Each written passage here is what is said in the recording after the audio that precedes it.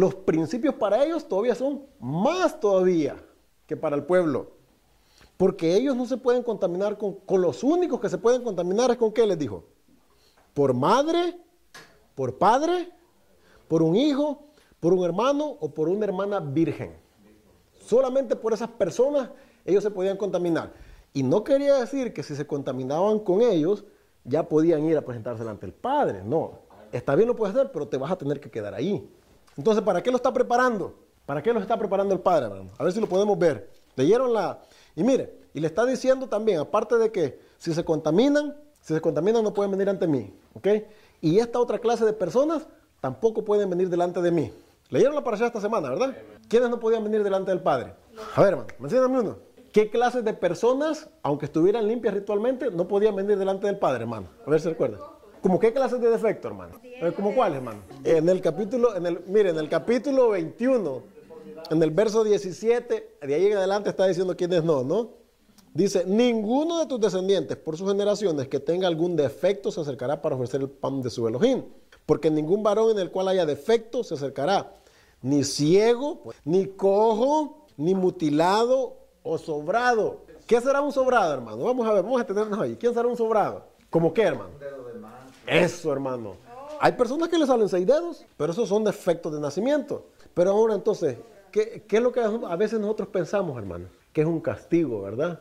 En realidad no, hermanos. No, la verdad no son castigos, hermano. Son problemas de la genética humana y no estamos exentos de eso. Si los hijos de Aarón no estaban exentos a eso, fíjate que era la familia, podemos decir la familia real. Ellos, si alguno de tus hijos sale así, no le está diciendo, lo va a condenar. No, podían todavía comer, fíjate, del pan, pero no podían presentarse delante de la presencia de él. Alguien que tuviera 6 dedos, no podía presentarse delante del Padre. Sí, ok. ¿Y qué más dice? O varón que tenga quebradura del pie o rotura de mano. Y aquí no dice si de nacimiento o si se la hizo después, hermano. Simplemente dice que tenga y un jorobado. No puede presentarse delante de la presencia del hermano. O un enano que tenga nube en el ojo. No puede. ¿Qué más? El que tenga sarna. Hay gente que, ¿y saben qué es eso? En realidad, son problemas de la piel en realidad. No necesariamente, hermano. No, en realidad es otro defecto de la piel. Ahí sale sarna. Y usualmente, ¿de dónde lo obtienen los hombres? Los animales también, man. De los animales también. ¿Saben a quiénes también les tienen eso? Los puercos. Tienen sarna. ¿Se acuerdan? ¿Okay? Entonces, estar tocando animales inmundos que tengan suciedades transmite esas cosas. Por eso que el Padre dice, ¿sabes qué? Ni toques a esos animales, no los toques. Porque en realidad, ¿saben qué? Muchos de esos animales tienen un propósito en la creación. Mucho del propósito de ellos son como filtros, son para limpiar, son para que atraigan todas estas cosas, para que a usted y yo no se nos peguen, que se les peguen a ellos. Pero, ¿qué hacemos ahora? Le picamos tomatito, cebolla y chilito, y vénganos en tu reino. Y la Torah dice, no puedes hacer eso. ¿Ok? ¿Quién más? O testículo mayugado, ¿verdad? Empeine. Erupciones en la piel también. Sí. Hay muchas enfermedades de la piel, hermano. No hay solamente una. Y esa es una de esas. Son erupciones de la piel. En aquel tiempo, para saber si era una erupción de la piel que era pasajera o no, por eso era que se separaban, porque no se estaba seguro si era lepra o no. Y acordémonos que la lepra no era contagiosa, era un estado ritual también. Si lo sacaban fuera del campamento no era porque iba a contaminar a todos los demás de lepra, era porque nadie lo quería tocar y al tocarlo tampoco ellos podían ir a presentarse al santuario. Esa era la razón, no era porque se le iba a pasar la lepra no se pasaba, hermano. Eso no se pasaba. Bueno, entonces, ¿por qué el Padre, volviendo a lo mismo, no está preparando? Desde el monte Sinaí viene preparando el pueblo, desde antes del monte Sinaí, ¿lo está preparando para qué?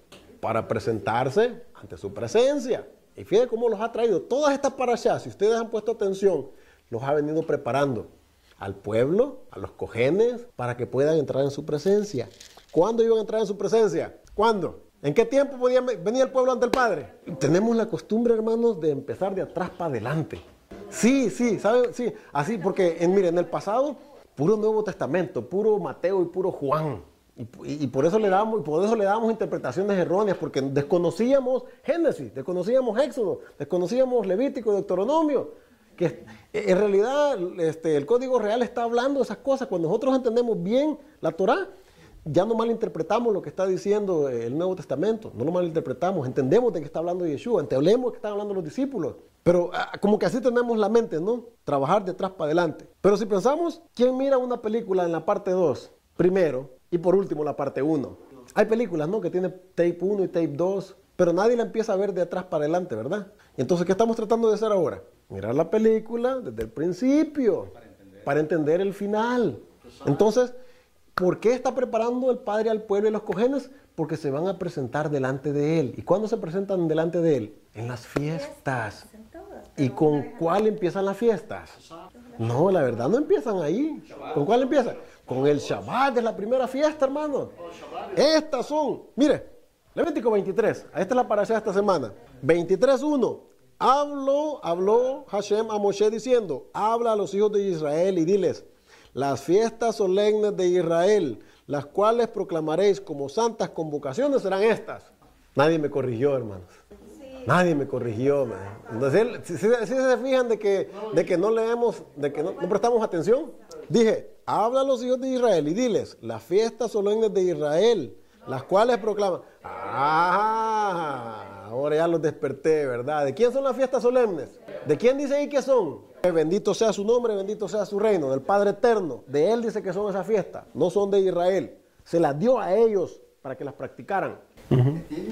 Sí, son 2 sábados diferentes, hermano. El sábado semanal es uno y los sábados anuales son otros. Como entendemos la diferencia, aún en nuestro idioma que dice mis sábados. Cuando dice mis sábados, cuando dice mis Shabbat, se está refiriendo a los sábados anuales, se está refiriendo a las fiestas. Pero cuando se refiere al Shabbat, que es semanal, dice, siempre casi especifica, fíjate, dice, 6 días trabajarás, más el 7º día será ¿qué? Será Shabbat, dice ahí. Entonces está hablando, no se puede equivocar uno ahí, hermano. Está hablando del sábado semanal. ¿Y qué dice que es el sábado semanal? ¿Qué dice ahí, hermano? Vallicra. ¿Qué está diciendo que es? 6 días se trabajará, más el 7º día será de reposo. ¿Qué dice? Santa convocación. ¿Sabe cómo se dice en el hebreo, verdad? ¿Sabe cómo es? Será, le dice, Mikra Kodesh o Kadosh. La palabra Mikra quiere decir convocación. Y quiere decir, no es una convocación así cualquiera, como que nosotros nos reunamos el lunes por allá, ¿verdad? A hacer un juego de ajedrez, lo que sea. No es una convocación cualquiera.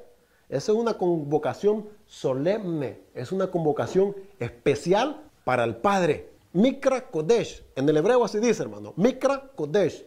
Va a ser, ese día es una santa convocación. Ningún trabajo haréis. Día de Shabbat es. ¿De quién es? De Hashem. En donde quiera que habitéis. Mire, con respeto y no... Vamos a terminar ya porque vamos a hacer la oración. Yo he mencionado esto en el pasado, hermano. Y vuelvo a decirlo otra vez, ¿no? Estamos aprendiendo y nos estamos desintoxicando de muchas palabras que no son apropiadas. Pero a veces hay algunos grupos, ¿verdad? Y no voy a decir nadie en especial, cualquiera que sea, que se enfocan mucho en un aspecto que solamente es un aspecto de todo lo que las escrituras están enseñando. Cuando el panorama es más amplio y más grande, se enfocan a veces en una sola cosa. Solo se enfocan en algo y de ahí no salen. Por ejemplo, hay unos grupos que se enfocan mucho en el nombre y predican y hablan del nombre, ¿verdad? Y yo los entiendo que tengan celo, porque en realidad los nombres que se pronuncian no son correctos. Tenemos el ejemplo que Yeshua dijo, ¿cómo hay que orar? Dijo, Padre nuestro que estás en los cielos. Esa es la traducción que tenemos. Si ustedes conocen una mejor o diferente o la original, enséñenmela. Pero ahí Yeshua no está diciendo nuestro, bendito sea su nombre, bendito sea su reino. No está diciéndolo así. ¿Por qué no? Porque la costumbre y la tradición que había en ese tiempo, y todavía lo hay, es que el nombre del Padre es para ellos y lo debe de ser, y es tan sagrado que no lo mencionan así comúnmente, hermano. Yo les he dicho muchas veces esto. Es la razón por la que nosotros decimos Hashem, el nombre. Porque si usted me va a venir a decir a mí de que Hashem no es correcto y que Adonai no es correcto, que lo único que es ir a Adonai es amo mío, entonces no lo quiero yo a usted escuchar diciendo miércoles, ni martes, ni jueves tampoco, porque esos son nombres también que vienen de dioses paganos. ¿Me explico? Entonces no podemos ser extremistas en ese sentido, hermano. No podemos. Entendemos que el nombre del Padre es único, es diferente y que no, en realidad no deberíamos de estarlo mencionando así a la ligera porque se hace muy común. Por eso es que el Padre en realidad, ¿saben qué? Tuvo que dar un ejemplo en Nadab y Abihu, porque estos pensaban que podían entrar a la hora que les diera la gana y como ellos quisieran y en la forma que ellos quisieran. Y decían, ante mí no van a venir así. Si eso hizo con ellos, nosotros pensamos que podemos andar mencionando el nombre de Él y con Él como así, ¿verdad? Como con nuestro hermano, nuestro amigo. No, hermano, no podemos hacer eso. Tenemos que reconocer la suma santidad del Padre y de su nombre y quién es Él. Y si en la cultura de ellos y en la forma como ellos se presentan, tienen su aspecto, su forma de vestir y todo eso, como lo hacen en forma de respeto, debemos de tomar en cuenta que podemos entonces aprender a hacerlo así, hermanos. No, siguiendo con la parashá de esta semana, ¿verdad? Que es Emor, diles, habla. Estamos mirando que en el capítulo 23 de este libro de Vayikra, Levíticos, como es conocido, ahí nos está dando el orden de todas las fiestas, empezando con el Shabbat y continuando con el orden que van a través del año religioso, hermanos. Fíjense que la palabra nos enseña que el Padre Creador, nuestro Elohim, a quien nosotros servimos, es un creador, es un Padre, es un Elohim de orden. No hace las cosas como usted y yo estamos acostumbrados, andar brincando de aquí para allá y solamente agarrar lo que a mí me gusta, lo que a mí me conviene, a lo que yo estoy acostumbrado. Así somos como humanos, hermanos, la verdad, así somos. Pero el Padre no es así, Él hace las cosas con orden. ¿Y empieza dónde? Empieza con el Shabbat. Porque acordémonos que el Shabbat está desde el principio de la creación, en el libro de Génesis, Bereshit, capítulo 2, cuando él da el ejemplo que está descansando porque ha terminado su obra, su creación, y lo vuelve a recordar. En Éxodo, en Shemot, del capítulo 20, ahí le está diciendo, acordarte has del día de reposo. Ellos no se pueden acordar de algo que nunca se les ha dado. Se les está diciendo, acuérdense porque ya se les olvidó. Y si se les olvidó quiere decir que en algún tiempo lo supieron, lo practicaron, pero lo han dejado de hacer.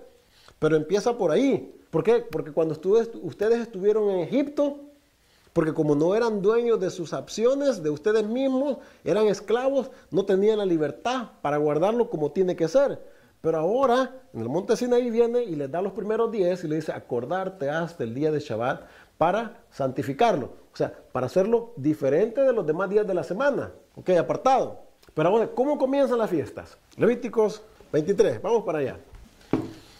Y este va a ser un repaso a largos pasos, hermano, porque si lo hacemos como tiene que ser, no nos alcanza aquí ni el día ni la noche. 23, ¿verdad? Las cuales proclamaréis como Mikra Kodesh, santas convocaciones, serán estas.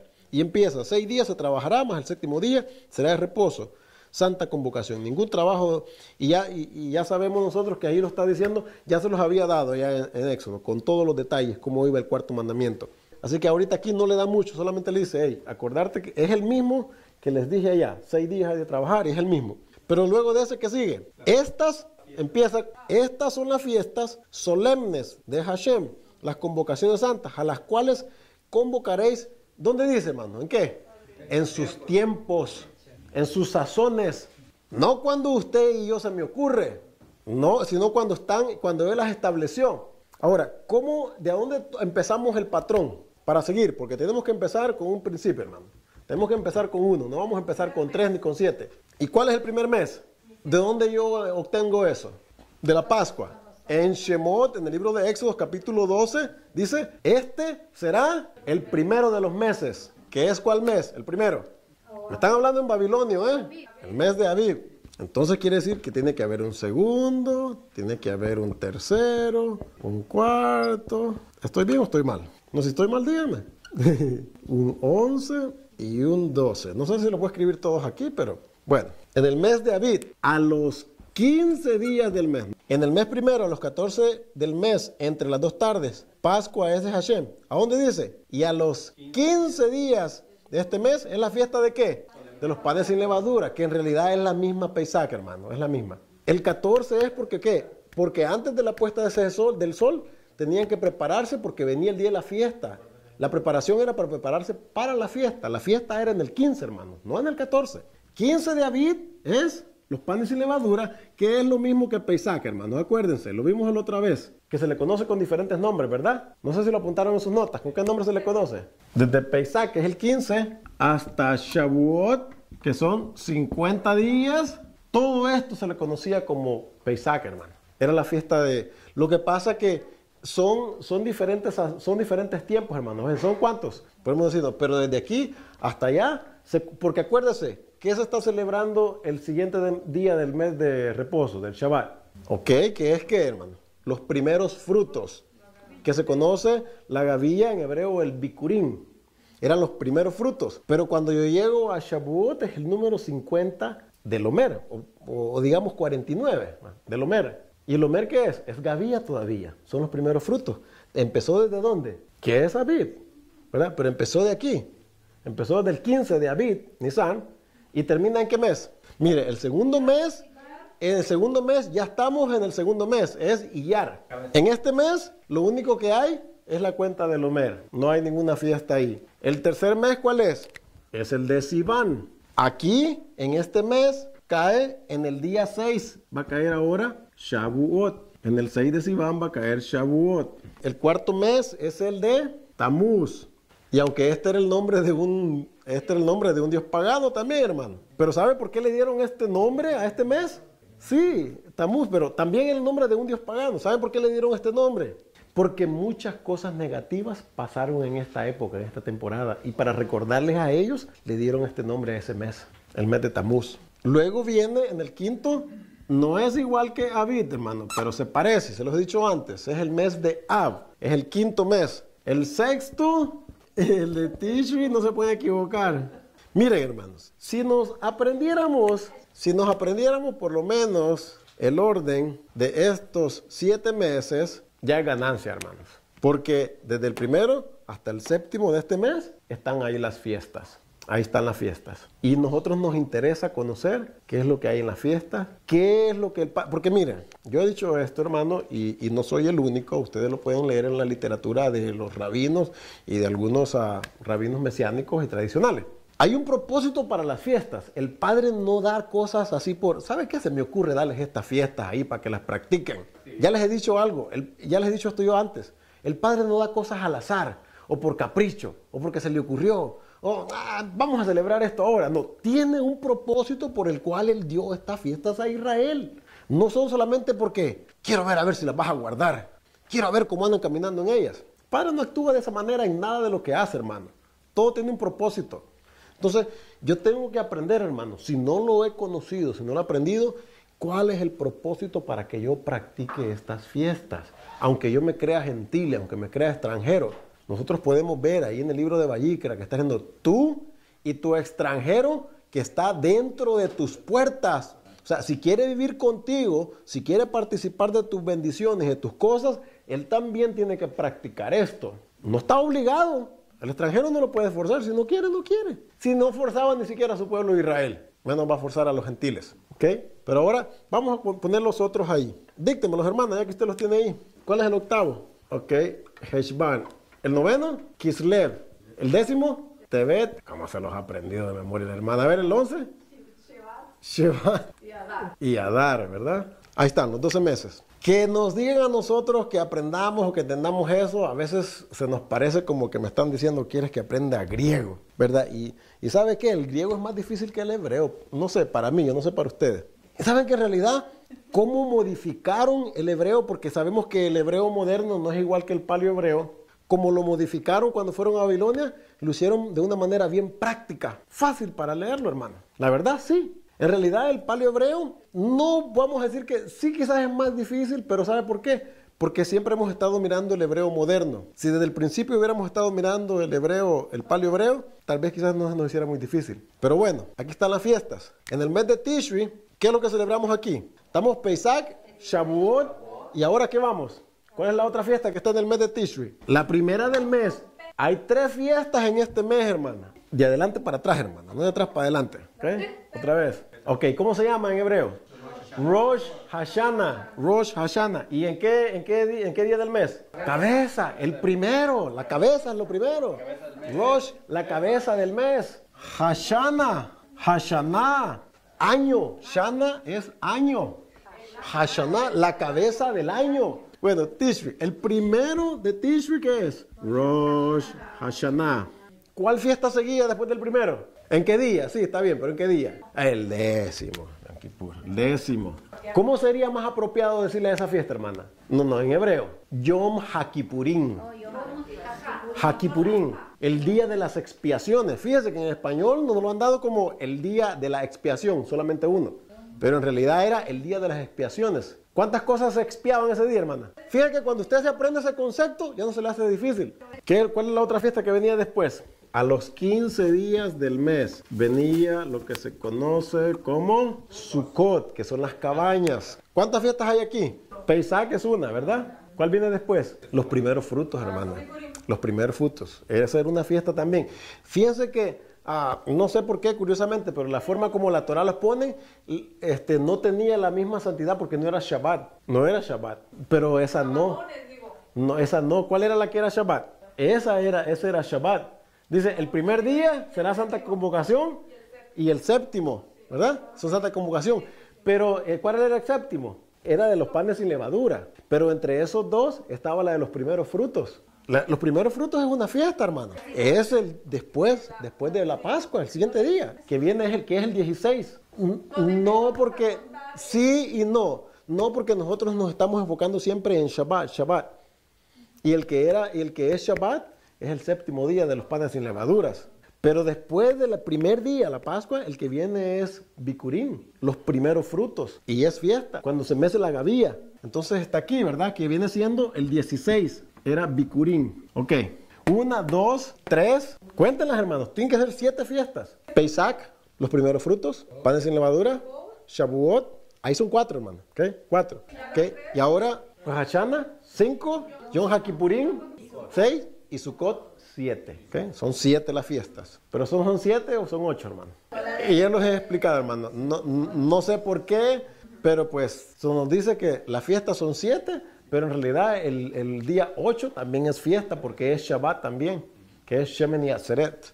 Pero ya no cae aquí, sino que ¿en qué día cae? ¿El primer día de qué?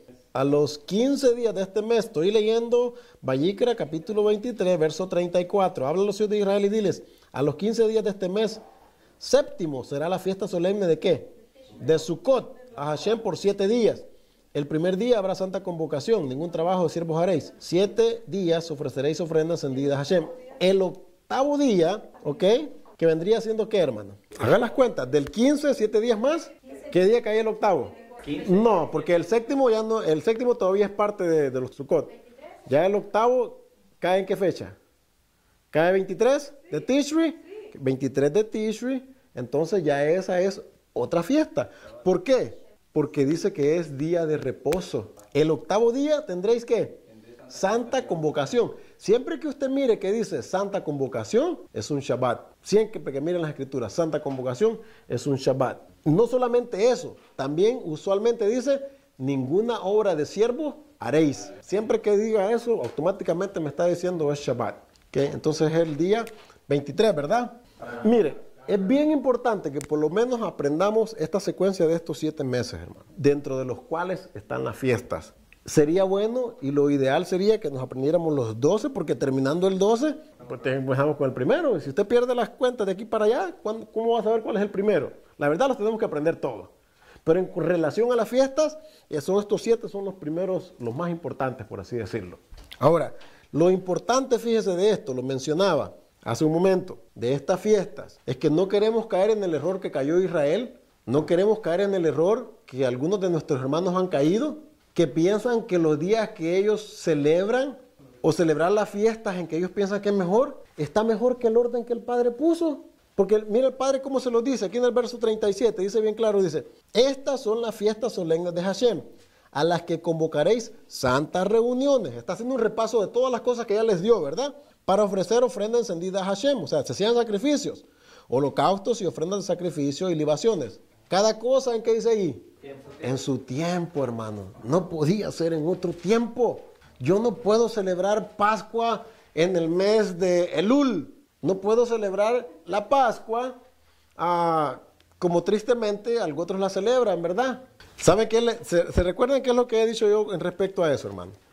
Para que el calendario hebreo esté equivocado, ¿qué es lo que tiene que haber pasado, hermano? Para que el calendario hebreo hoy en día esté fuera del orden que siempre está, desde que el Padre se lo dio, ¿qué tiene que haber pasado, hermano? ¿Se recuerdan una comparación que les hice la otra vez, hace algún día? ¿Quién es el que siempre ha seguido el calendario hebreo? Los gentiles no han sido, nosotros no éramos, ¿verdad? ¿Quién es lo que lo ha seguido? Los israelitas, los judíos, el pueblo de Israel, ellos son los que han seguido siempre ese calendario. Para que se haya perdido, ¿qué tiene que haber pasado? O se murieran, que no se han muerto, o se hubieran quedado dormidos unos 2, 3 días y cuando despertaran no supieran en qué fecha están. Pero ya sabemos que esa es una manera de comparación en forma de como queriendo decir, hey, entendamos, ellos no han perdido la cuenta, ellos saben que están celebrando, ellos nunca han dejado de observar Shabbat, aunque han andado en los cautiverios, aunque han estado en la dispersión, aunque estuvieron en Francia, en España, donde quiera que los corrieron, donde quiera que han andado, ellos no han dejado de celebrar Shabbat. Por eso es que los mataban, porque a escondidas los celebraban. Aunque les decían, hey, si celebras Shabbat te matamos. Y es lo que les hicieron en la antigüedad. Si los miraban con sipsi, si los miraban con kippah, si los miraban con cualquier cosa que quisiera decir es judío, los mataban. Entonces, ¿pero qué hacían? ¿Lo dejaban de hacer? Muchos lo hicieron a expensas de que los mataran. Y los mataron. Y prefirieron que los mataran antes que dejar esas cosas. Pero hubieron unos, lo podían haber hecho, hermano. Y aún los mismos rabinos dicen, hey, si tienes que quebrantar un mandamiento para preservar la vida, dijeron ellos, está bien, excepto de 3 cosas. Recuerdan que las dije, ¿verdad? No sé si se acuerdan ahorita. Idolatría. ¿Ok? 3 cosas. Esas cosas, decían ellos, yo te diría que mejor deja que te maten, pero no las hagas. Prácticamente eso es lo que están diciendo, hermano. Algunos optaron quizás por hacerlo. No vamos a decir de que todos lo hicieron, pero eso dijeron ellos. ¿Verdad? Se puede transgredir el mandamiento porque el Padre está interesado en la preservación de la vida, no en la muerte. Porque como dice el mandamiento, el que dice viva por ellos, dice ellos, decían, no morir por el mandamiento. El que haga estas cosas vivirá por el mandamiento, para que viva por ellos, no para que muera por ellos, decían los rabinos. Entonces no vamos a guardar un mandamiento y decir, no, pues mátame mejor. Si te ponen y te dicen que te van a matar si no te comes un chicharrón, pues cómetelo, hombre. Porque quizás no quisiéramos que pasara eso, ¿verdad? Pero si llegaras a ese punto, no es mejor que estés con vida y que tus hijos no se queden huérfanos, o que quizás más adelante le vas a poder enseñar, ¿verdad?, a otra gente y vas a poder dar tu experiencia, pero no está todo perdido, como queriendo decir. No quisiéramos que llegaran a esos extremos.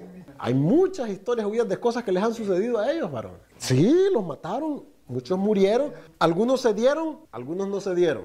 Hay muchas, hermano, hay libros enteros de todas esas historias que el pueblo ha sufrido. Como les digo, unos murieron porque dijeron no la comemos por diferentes razones. Como murieron, algunos preservaron la vida y dijeron pues lo vamos a hacer. Y algunos los forzaron a que se convirtieran a otra creencia, ¿verdad? A otras religiones. Pero siempre hubo, como las escrituras dicen, un remanente. Siempre hubo un pueblo pequeño, el resto, lo que quedaba, que era quizás un grupo más pequeño, pero siempre hubo uno que se mantuvo fiel. Y que quizás para mantenerse de esa manera se tuvo que esconder.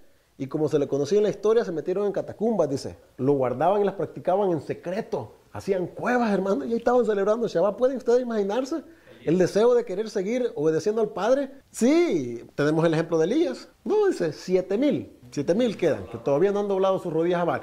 Y esto era dentro de Israel. No estaba contando a los judíos, solamente de Israel. Así que para que nos demos una idea, que el Padre siempre ha preservado un grupo, ¿verdad?, que se ha mantenido fiel a Él. Y estamos fiel hablando a lo que Él estableció, hermanos. Y eso incluye las fiestas. Entonces, para decir yo de que se perdieron las cuentas, estoy diciendo que Israel se durmió. Toda una nación completa se durmió y cuando se despertaron no supieron en qué fecha estoy, en qué mes, en qué días. Perdí las cuentas. Y fíjense que aunque eso hubiera sucedido, podían preguntar en qué fecha estamos a alguien. No, pues en tal mes, ok, y hacer las cuentas, ok, cuando es el de ellos así, el de nosotros es así, ok.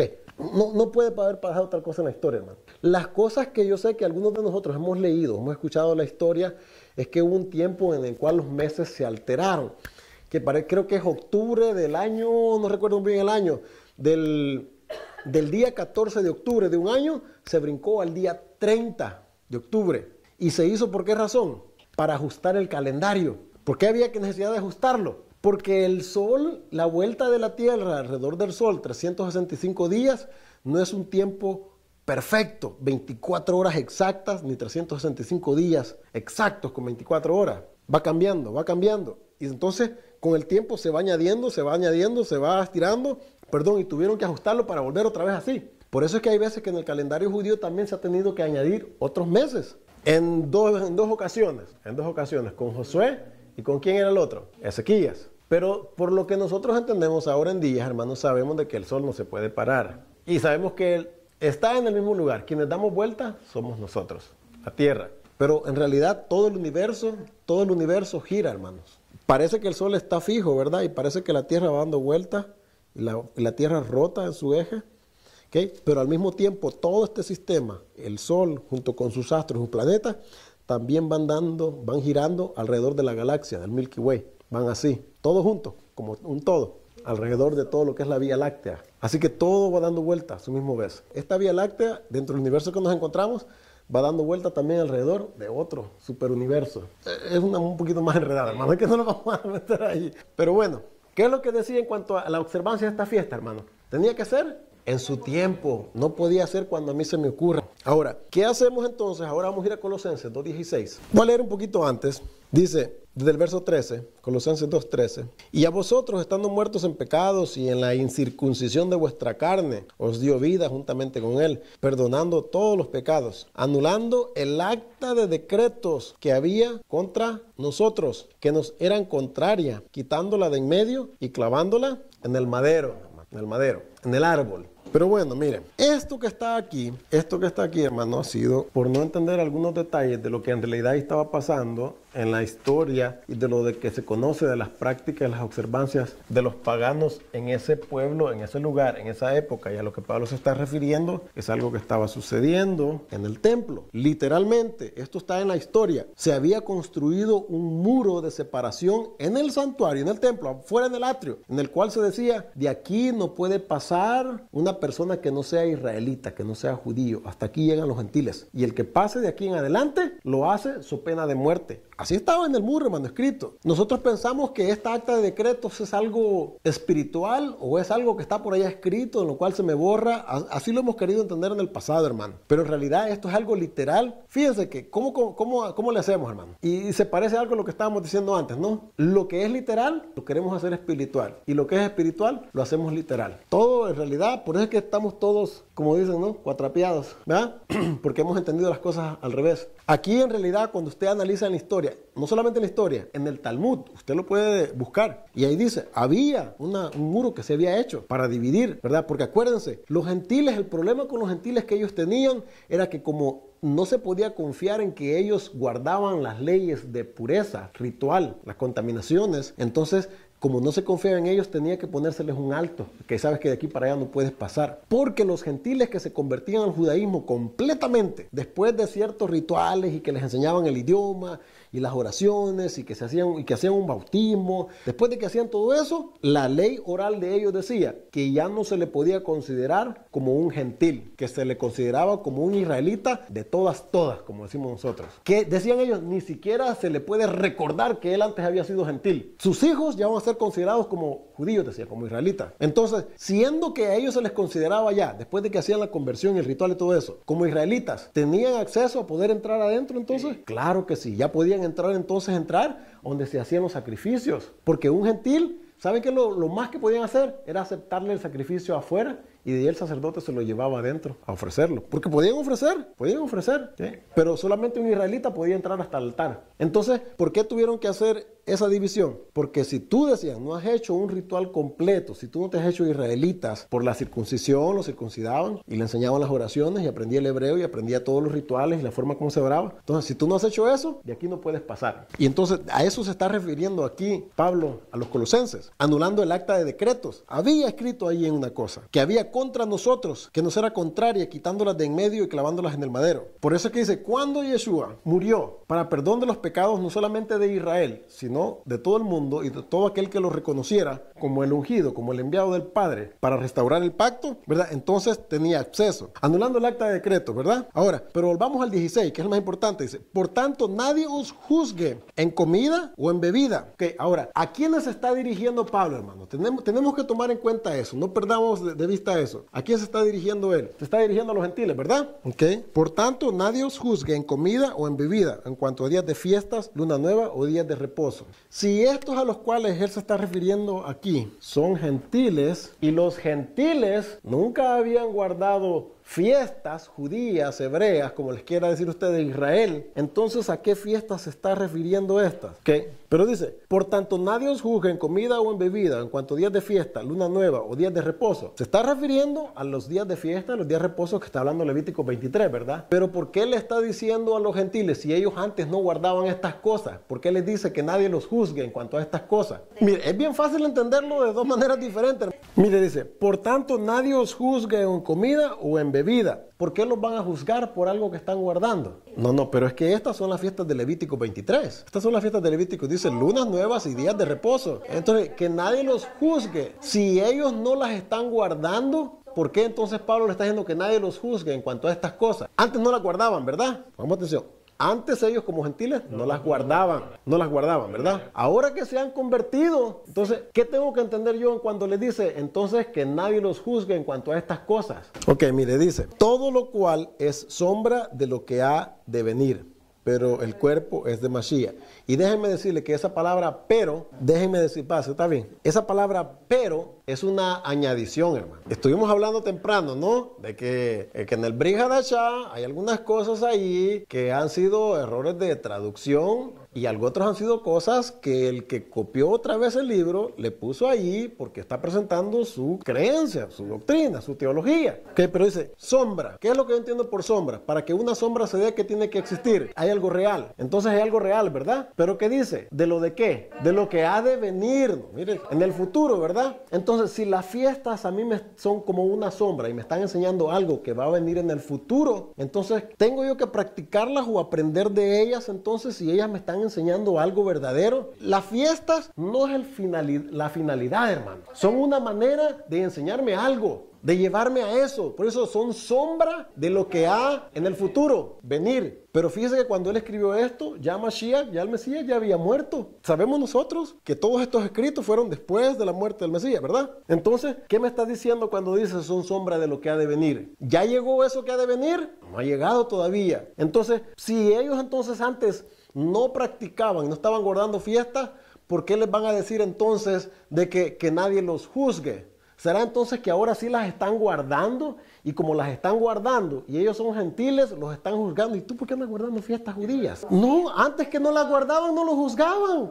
Que ellos no estaban, porque eran gentiles y no estaban practicando nada de esas cosas. Pero ahora que ustedes se han convertido, y saben que no se habían convertido a ninguna otra cosa que ahora existe en nuestros días, ¿eh? ¿A qué se convirtieron ellos? Al judaísmo. La verdad que se convirtieron al judaísmo, hermanos. Cuando Pablo está escribiendo estas cosas, no había tal cosa como cristianismo. Eso empezó en el siglo III de nuestra era. Entonces, cuando Pablo escribió estas cosas, no había tal cosa de cristianismo, hermano. Yo sé, hermanos, que en el libro de Hechos aparecen cosas ahí, ¿verdad? Como se les conoció como cristianos por primera vez en Antioquía y todo. Pero no nos olvidemos que son traducciones. Y no nos olvidemos que quizás el significado de esa palabra va más allá de lo que nosotros ahora estamos entendiendo en español. Porque una de las cosas, hermanos, que sin necesidad de presentar mucha evidencia la podemos entender es esto, hermano. Nadie escribe en un idioma que no es el propio, especialmente a un pueblo que es del suyo. Usted no le escribe una carta en alemán ni en inglés a un familiar allá en su país. Usted le escribe en su idioma natal, porque ese es el idioma que ellos entienden allá. Y todas estas cartas, todas las evidencias y los testimonios que tenemos de los, como se le conoce, los evangelios, fueron escritas no para los gentiles. En realidad, cuando usted pone atención, cómo se están dirigiendo, fíjense que dice, a las 12 tribus que están en la dispersión. Fíjense que la misma carta a los hebreos. No es para gentiles, hermanos. ¿Es para qué? Es para darles a entender la promesa que el Padre había dado para el pueblo de Israel, ya llegó. El problema es que nosotros nos sentimos a veces como que si no mencionamos gentiles nos quedamos afuera. El Padre nunca tuvo a los gentiles o al que no era de Israel fuera de su plan de salvación. Desde el principio, desde que ellos salieron de Egipto, salieron los gentiles con ellos. Pero así como Israel también recibió los mandamientos, al mismo tiempo los gentiles que salieron con ellos también los recibieron. Los gentiles no escucharon mandamientos diferentes de los que escuchó, los que andaban con ellos no escucharon otros mandamientos, los mismos que escuchó Israel escucharon ellos. Y son los que nosotros hemos aprendido y hemos abrazado y hemos atesorado aún en las creencias que teníamos en el pasado. Todos esos mandamientos que creíamos que habíamos que guardar, incluyendo los 10, y si usted creía en otros, aún esos no fueron dadas a los gentiles, fueron dadas al pueblo de Israel. Yo he dicho esto, hermano, y lo dice la Escritura. En realidad no lo digo yo, estoy repitiendo lo que la Escritura dice. En Jeremías 31:31, que es una promesa que nosotros siempre hemos, y la conocemos, ¿no? La conocemos de memoria, de corazón. Es una promesa que hemos tenido en las cosas que hemos nacido. ¿Cómo dice, hermano? Jeremías 31:31. Y aquí vienen días, dice Hashem Elohim, en que haré un pacto. Ya sabemos que en el original, como dice ahí, hermanos, renovado. La palabra Hadesh es lo mismo de Rosh Hodesh, ¿no? Como la luna nueva. Y es renovado. Lo que usted mira en español como nuevo, cuando usted se va a la palabra en el original, es Hadash. Y es una palabra hebrea que quiere decir reconstruido, renovado. Y usted no puede renovar ni reconstruir algo que nunca ha existido. Cuando se dice de hablar de reconstruir sobre algo que ya estaba antes. Pero lo interesante de esta parte, y le hemos dicho muchas veces, es que dice, ¿con quién va a renovar ese pacto él? ¿Con la casa de Israel? Y con la casa de Judá. Menciona dos casas. ¿Por qué no simplemente dice Israel? ¿O por qué no dice para todo el mundo? ¿Por qué no dice para los gentiles? Si se da cuenta, él no está renovando un pacto con gentiles ahí. ¿Verdad que no? ¿Con quién lo está renovando? Con la casa de Israel y con la casa de Judá. Ahora, entendemos por qué lo está haciendo de esa manera, ¿verdad? ¿Por qué con la casa de Israel y por qué con la casa de Judá? Porque originalmente eran una nación con 12 tribus que no estaban separadas. Si ahora él las presenta así, es porque se dividieron en dos reinos. El reino del norte, 10 tribus, y el reino del sur, 2 tribus, Judá y Benjamín. Ya lo conocen eso ustedes, ¿verdad? Pero el punto es este, que en ese pacto renovado, ¿y qué es lo que Yeshua está haciendo? Fíjense. ¿Se recuerdan cuando Yeshua está renovando el pacto? Mateo 26 hasta el 29. Ok, mire, es interesante la versión que ella tiene, ¿verdad? Hay muchas versiones, ¿verdad? Pero en la mayoría de nuestras versiones dice, porque esto es mi sangre del nuevo pacto, ¿verdad? Así tiene la mayoría de sus versiones. Ahora, les digo, ¿no? Que la palabra... ¿Y de dónde viene esto? ¿De dónde viene esto que Yeshua está renovando este pacto? ¿Será algo que él se inventó? ¿O será que tiene que ver con lo que siempre él dijo? Yo no he venido sino a cumplir la ley de los profetas. Yo he venido para que se cumpla, no he venido para destruir. Y siempre que se le decía a él, mira, hagamos esto. No, decía él. Entonces, ¿cómo se va a cumplir lo que dice la profecía? O para que se cumpla lo que dice el profeta Isaías. O para lo que se cumpla lo que dice Daniel.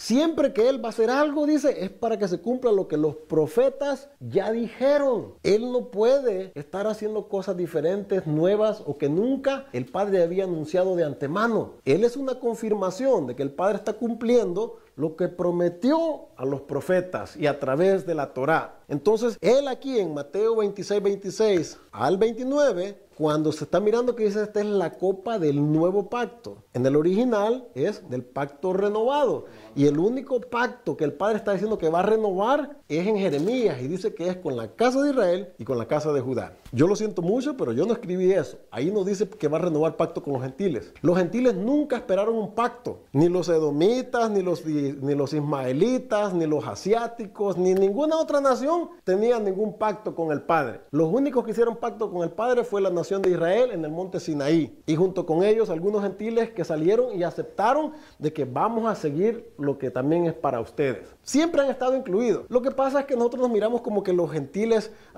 no se los tomó en cuenta. Al contrario, ¿cuál es el propósito del Padre de levantar y enseñar y de que el pueblo de Israel conociera bien estas cosas? ¿Cuál es el propósito? Que ellos a su vez las enseñaran a las naciones. Eran como un faro, como una luz que alumbra, porque la Torá en realidad eso es lo que es luz. Con eso es lo que se ha asociado siempre, la Torá. ¿Cómo dice el Salmo? Lámpara es a mis pies tu palabra. ¿Qué palabra, hermanos? Los mandamientos del Padre, la Torá. Y lumbrera a mi camino, o sea, para no tropezar, para no caer. ¿Ok? Entonces, volviendo a Colosenses, está diciendo, son sombra de lo que ha de venir. ¿Y qué era lo que había de venir, hermano? ¿Qué es lo que están esperando ellos? Que se restablezca lo que fue prometido a ¿quiénes? A los padres. Están mostrando algo, ¿verdad? ¿Qué es lo que están enseñando? En una palabra, diría 3, si la quiere tomar los prefijos como 3. El plan de redención. Están enseñando el plan de salvación para la humanidad, ¿ok?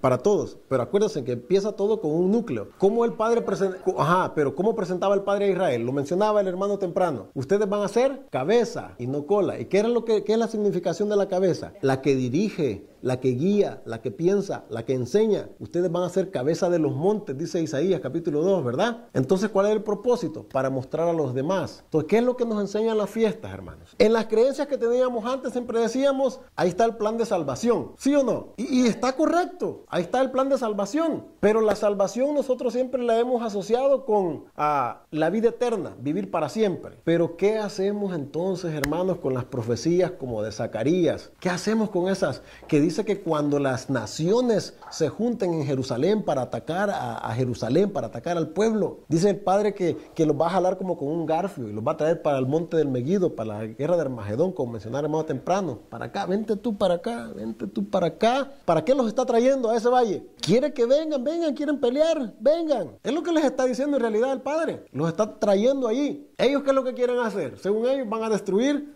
a Jerusalén, ¿verdad? A Israel.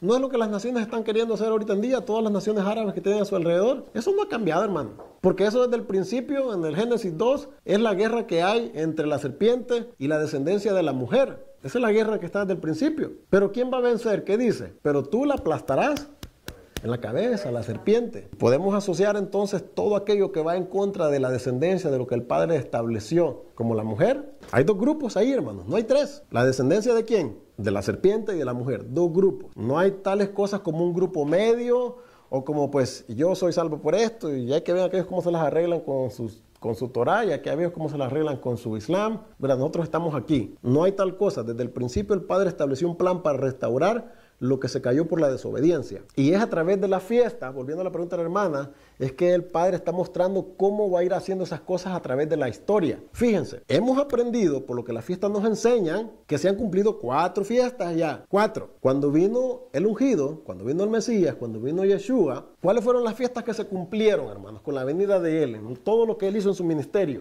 Las 4 primeras, que son Pesaj, los primeros frutos, hermanos, panes sin levadura, ¿verdad? Y la otra, Shavuot, que es Pentecostés, ¿verdad? 4 fiestas. Con la venida de Yeshua se cumplieron esas 4. Las podemos hasta espiritualizar, si ustedes quieren, porque yo las he compartido en el pasado, ¿verdad? Y créanme que la historia lo comprueba y los escritos lo comprueban. Cuando no entendemos algo, lo espiritualizamos. Todo lo hacemos espiritual. Si no estoy muy seguro de algo, decimos, eso es espiritual. Pero estas cosas sucedieron literalmente, hermano. La Pascua sucedió literalmente cuando el pueblo de Israel salió de Egipto. Los primeros frutos sucedió literalmente cuando entraron a la tierra de Canaán, después de los 40 años que anduvieron vagando. Acuérdense que lo leímos en Josué capítulo 5. ¿Se acuerdan? Que ofrecieron los primeros frutos. ¿Okay? Los panes sin levadura, cuando guardaron la fiesta. Pero bueno, apliquémoslas al Mesías. Pesach. Yeshua se le conoce siempre como el Cordero Pascual, ¿verdad? ¿Por qué? Porque murió. En realidad no murió en la Pascua, hermanos. Murió antes de la Pascua. Antes de la Pascua. La creencia siempre ha sido que Él murió en ese día. Pero acuérdense que los mismos judíos están diciendo, bajémoslo del madero, porque el día que viene es un día solemne. Es un día, era la víspera del Shabbat, y el Shabbat era el de la Pascua. No queremos que su cuerpo esté colgado ahí en el madero. Entonces, en realidad, Él no murió porque, ¿saben qué? El sacrificio del Cordero Pascual para la Pascua, ya se lo estaban comiendo, porque era que se lo comían, ¿verdad? ¿Ok? Entonces, digamos, se cumplió con la muerte de Él. Y murió entre las 2 tardes. Y explicamos lo que significaba entre las 2 tardes. ¿Ok? Luego, los primeros frutos. ¿Cómo explica Pablo esto, los primeros frutos? Primera de Corintios, capítulo 15. ¿Ok? Verso 20. Dice, mas ahora Mashiach ha resucitado de los muertos, primicias de los que durmieron es hecho. La palabra primicia, en el original en que fue escrito esto, decía Bikurim, que son los primeros frutos, refiriéndose a los primeros frutos. De los que durmieron es hecho. Porque acuérdense, hermano, ¿qué era la significancia de los primeros frutos? Cuando se tenía la cosecha, se venía y se separaba lo mejor de la cosecha, ¿verdad? Y luego se agarraba esa gavilla, ese manojo y se llevaba al santuario. Y hasta que no se presentara, sí, bueno, ya sabemos que en Levítico 23 él está dando las instrucciones de cómo lo van a hacer cuando ya estén en la tierra. Pero llegaron a la tierra y lo empezaron a hacer literalmente como tenía que ser. En los tiempos de Yeshua ya se estaba haciendo eso, obviamente, ¿no?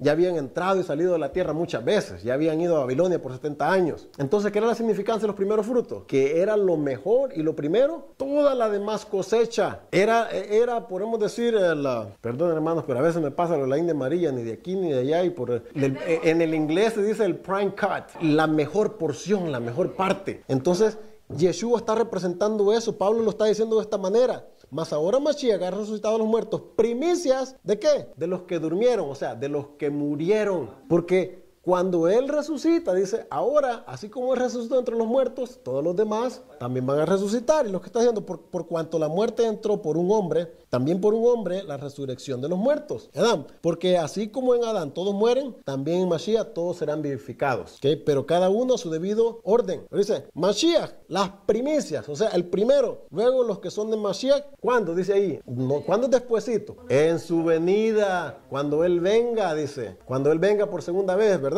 La Pascua muere, ¿verdad? Él. Se cumple esa parte, la fiesta. Frutos, cuando Él resucita, hermanos. Ok, los panes sin levadura. Hebreos capítulo 4, que dice, porque no tenemos un Cohen Gadol, sumo sacerdote, que no pueda compadecerse de nuestras debilidades, según que fue tentado ¿en qué? En todo, según nuestra semejanza, ¿pero qué? Pero sin pecado. O sea que no transgredió ningún aspecto de la Torah, ninguno, hermano. Cuando la palabra me dice sin, me dice que no transgredió nada. Porque si él hubiera transgredido algo, no podría ser entonces él el sacrificio que me reemplazaba a mí. Entonces, ¿qué? Sin levadura. Ya sabemos que la levadura es simbolismo del pecado. Sin pecado. Si quieren pueden ponerle la cita ahí que dice Hebreos 5, ¿qué era? No, 15. Hebreos 4:15. Ahora, Shavuot. Esta está bien fácil, hermano. Ustedes esto ya se la saben. A ver, ya me la dijo el hermano. Hechos capítulo 2, versículo 1, que dice, cuando llegó el día de Pentecostés, ya sabemos que Pentecostés es griego,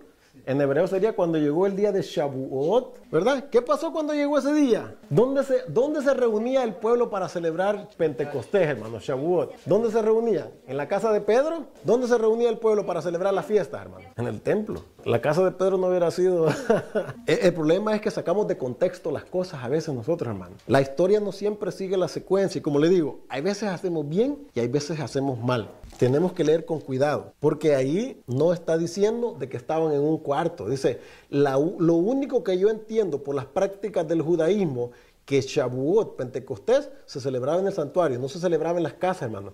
Acordémonos que Levítico 23 nos acaba de enseñar que eran santas convocaciones, eran reuniones solemnes ¿para quiénes? Para todo el pueblo. ¿Usted creen que todo un pueblo se iba a reunir en una casa? La verdad no queda, hermano. Por ningún lado que usted le busque, de acuerdo a la interpretación como ellos guardaban y observaban la fiesta, eso de que estaban en una casa es imposible, hermano. Nosotros lo queremos entender así porque así nos lo dieron y así lo hemos querido creer por mucho tiempo. Pero de acuerdo a las prácticas que tenían en esos tiempos los discípulos y Pablo mismo, recordemos que leímos en Hechos 27 allá, ¿qué decía? Yo nunca he hecho nada en contra de las cosas y las costumbres de mi pueblo, de mis padres. Nunca he hecho nada en contra de las cosas que la Torah enseña. Muchas veces lo dice él a través del libro de Hebreos. Y no dice yo fui fariseo, yo soy fariseo de fariseos, dice. Enseñado de acuerdo a la secta más rigurosa del judaísmo, que eran los fariseos, era una secta bien rigurosa, al pie de la letra. ¿Okay? Entonces, Shavuot, Pentecostés, se cumple. ¿Cuándo se cumple, hermano? En Shavuot, ¿verdad? ¿Qué es cuánto? 49 días después de la Pascua, porque este es el día número 1, ¿verdad? Pero a partir del segundo día se empezaban a contar 7 semanas cumplidas. Son 49, 7 por 7, 49. Y llegábamos al día 50, que era Shavuot. ¿Ok? En el original, la primera vez que se celebró Shavuot, ¿cuándo fue, hermanos? ¿Saben cómo ellos alinean, identifican lo que siempre ellos han creído y que entienden y que saben y que tienen en sus escritos, hermanos? Cuando el Padre descendió a dar los mandamientos en el monte Sinaí. Los 50 días son cuando el Padre descendió del monte Sinaí a dar los mandamientos. Fue en ese día, fue Shavuot. Porque Shavuot descendió ¿qué? Descendió el Ruach, traducido a nuestro idioma en el Espíritu. ¿Para dar para qué era? Para dar entendimiento, para dar poder. Porque saben ustedes que lo que siempre ellos han creído, están en sus escritos.